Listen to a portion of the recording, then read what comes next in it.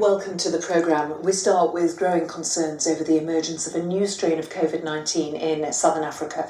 The World Health Organization has been holding an urgent meeting in Geneva, and we're expecting a decision from them soon on whether to declare this a variant of concern. Let's look at what this new strain is doing to stock markets. They've been plummeting around the world, and you're looking at the Dow Jones Index in New York, coming back obviously the day after the Thanksgiving holiday, and you can see the drop there down, coming up to 2.5–3%, obviously reacting to what's been happening in stock markets around the world. And nations around the world have, as we've been on air with Impact, also been imposing more travel bans within the past hour.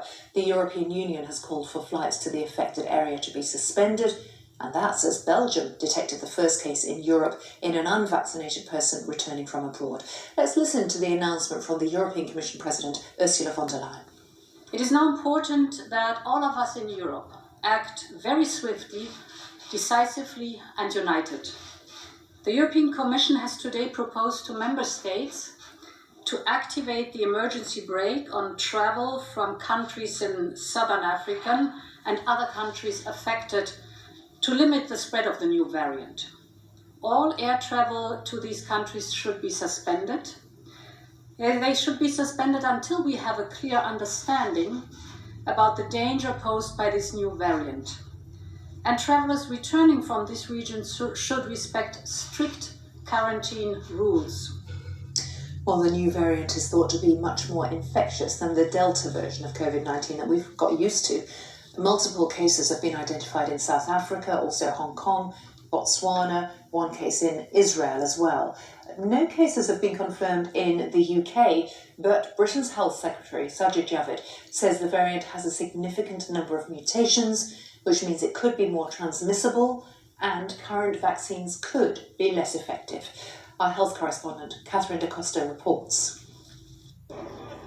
The emergence of a new highly complex variant in southern Africa has sounded alarm bells around the world. So far, most cases have been identified in one province of South Africa, where it appears the variant may be driving a new wave of infection. Early analysis show that this variant has a large number of mutations that require and will undergo further study. It will take a few weeks for us to understand what impact this variant has. The new variant was only identified 4 days ago. Genetic analysis shows it has twice the mutations of Delta, the dominant variant worldwide, including 30 changes to the spike protein, which the virus uses to enter human cells. We haven't got evidence that it's here yet.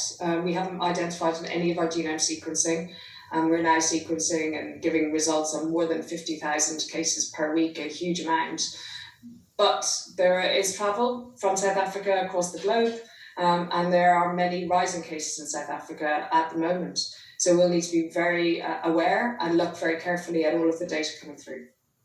Current vaccines have been designed to target the spike protein from the original Wuhan strain.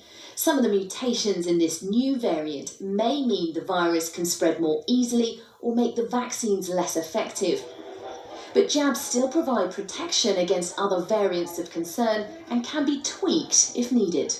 It's highly unlikely that they won't have any effect. That really would be a catastrophe. But we may well see that the protection that we get is to some degree reduced, particularly because there are so many mutations in the part of the S protein that many of the antibodies bind to. So I don't think we're likely to see that vaccines don't work at all. Flights to the UK have been suspended from 6 African countries till 4 a.m. on Sunday to allow time to set up quarantine hotels. The government hopes a new travel ban will delay the variant being brought into Britain. We're working quickly, and we're working with a high degree of uncertainty. We are continuing to make assessments, including about those countries with strong travel links to South Africa. And we are working with our international partners, including South Africa and the European Union, to ensure an aligned response. But this variant is a reminder for all of us that this pandemic is far from over.